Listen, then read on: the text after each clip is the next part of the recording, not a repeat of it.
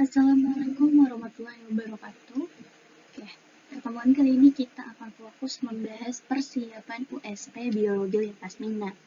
Nah, pertemuan pertama kali ini kita akan bahas mengenai sel prokariotik dan eukariotik. Apa itu yang dimaksud prokariotik dan juga sel eukariotik? Mari kita tonton videonya sampai habis. Oke, dipahami dan dicatat poin-poin pentingnya. Di sini ada para penemu sel. Yang pertama itu ada Robert Hooke. Dia adalah ilmuwan dari Inggris pada tahun 1665.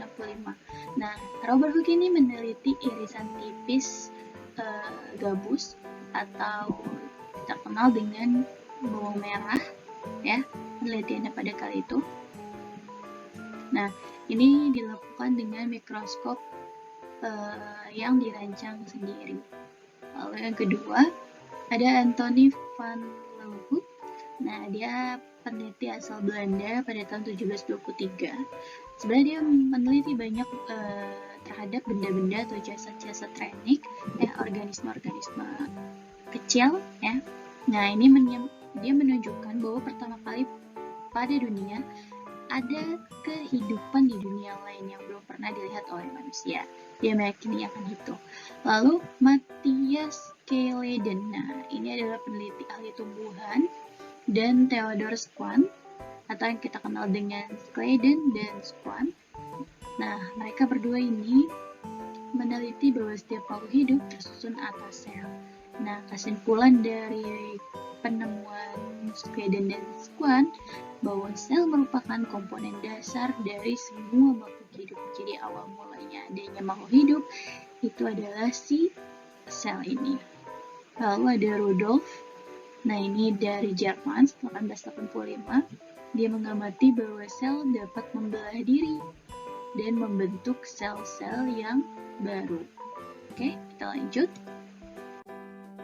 Nah, apa itu sel prokariotik? Nah, sel prokariot ini adalah sel yang tidak memiliki membran inti. Nah, membran inti dengan membran sel itu berbeda, ya. Membran sel ini adalah seperti lapisannya ini yang ada pada gambar, lapisan dari sel. Tapi kalau membran inti sel, nah ini kita tahu ya, inti sel atau yang kita kenal dengan nukleus. Nah, karena di sini tidak terdapat nukleus, nah makanya dia tidak juga memiliki membran atau pelindung dari inti selnya, gitu. Oke. Lalu yang kedua ada sel eukariotik. Ini yang membedakan sel eukariotik dan juga sel prokariot. Kalau sel eukariotik, dia ini bisa kita bilang dengan sel yang sudah memiliki struktur atau organel-organel yang lebih maju atau yang lebih lengkap. Nah, di sini sel eukariotik yang dicontohkan adalah pada sel hewan. Ya, yang gambar ini adalah sel hewan. Nah, ini sudah lengkap ya organel-organelnya, penyusun-penyusunnya. Nah, itu bedanya sel eukariotik dan sel prokariotik. Berarti kalau sel eukariotik, dia sudah pasti memiliki membran inti sel, ya. Nah, di sini ada nih membran inti selnya. Oke. Tuh bisa dilihat karena dia memiliki yang namanya nukleus atau inti sel. Bisa dipahami ya? Oke, kita lanjut. Nah, di sini ada perbedaan lengkap nih antara sel prokariot dan eukariotik. Contoh organismenya. Yang prokariot itu ada pada bakteri dan juga ganggang hijau biru. Ganggang hijau biru ini sama dengan ganggang alga. Lalu kalau eukariotik ada protista, fungi atau jamur, terus ada pada tumbuhan dan juga hewan. Terus dari ukuran selnya, kalau misalnya prokariot itu 1-5 mikro, ini lebih besar kalau yang eukariotik. Metabolismenya atau pembentukan energi ini secara aerob dan anaerob. Apa itu aerob? Aerob ini berarti membutuhkan O2 ya, atau oksigen. Kalau an berarti tidak membutuhkan oksigen. Dan selebihnya bisa dibaca sendiri.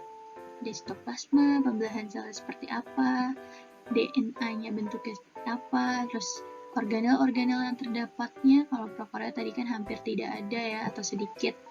Kalau eukariotik ada banyak, karena tadi contohnya adalah sel hewan atau sel tumbuhan. Nah, ini yang nanti akan kita bahas nih, sel hewan dengan sel tumbuhan. Apa sih perbedaannya?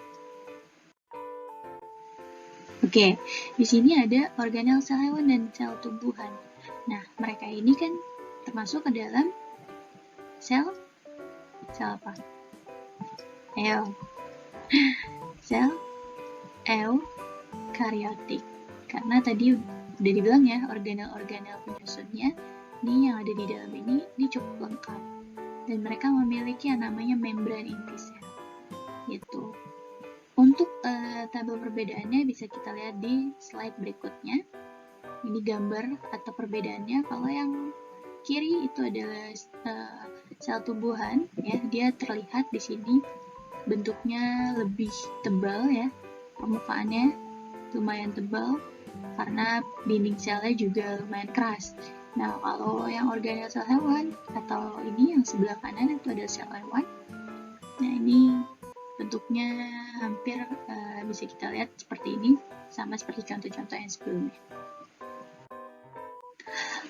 Nah, di sini ada perbedaan antara organel sel hewan dengan sel tumbuhan. Tuh, kita lihat dulu yang sebelah kanan, ya, pada bagian yang ini. Nah, di sini ada membran plasmanya. Membran plasma keduanya punya, tumbuhan punya, hewan punya. Dinding sel tumbuhan ada, sel hewan tidak ada. Loh, kenapa? Karena kalau merujuk gambar yang tadi Miss kasih, itu kan makanya Miss bilang kalau sel tumbuhan strukturnya agak lebih tebal ya, keras gitu. Kalau untuk sel hewan itu tidak ada atau tidak punya tidak punya dinding sel. Nukleus sebenarnya dua-duanya ada. Sitoplasma ada, retikulum endoplasma ada, ribosom ada. Berarti yang membedakan itu hanyalah si dinding sel, lalu apa nih? Apa lagi? Oh, sentriol, sentrosom, dan juga plastida. Jadi ada dinding sel yang membedakan sentriol, sentrosom ya, dan juga plastida. Nah, kloroplast satu lagi. Kloroplast itu yang menghasilkan zat hijau daun. Nah, untuk vakuola itu sebenarnya keduanya ada, tumbuhan ada dan juga sel hewan ada, tapi ukurannya pada sel hewan ini lebih kecil ketimbang vakuola yang ada pada sel tumbuhan. Gitu. Nah, kalau gambar pada sebelah kiri, gambar yang ini adalah organel-organel dan fungsinya. Ya. Ini bisa kalian lihat di sini fungsinya membran sel untuk melindungi karena posisinya ada di luar. Lalu nukleus untuk mengendali kegiatan atau seluruh aktivitas sel. Ada sitoplasma berbentuk cairan, RE kasar itu sintesis atau sintesis, masih ingat ya, pembuatan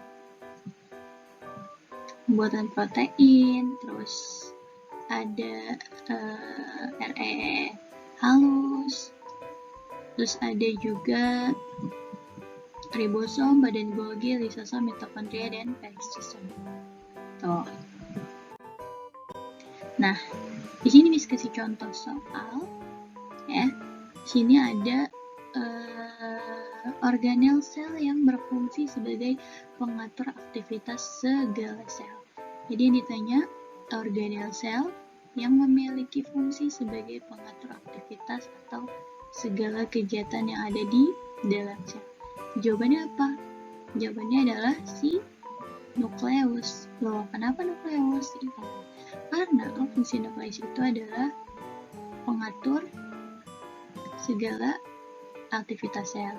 Ini mudah ya, segala aktivitas. Kalau tadi kalian lihat organel dan juga fungsinya, itu bisa dilihat nukleus itu adalah pengendali atau pengatur segala aktivitas sel.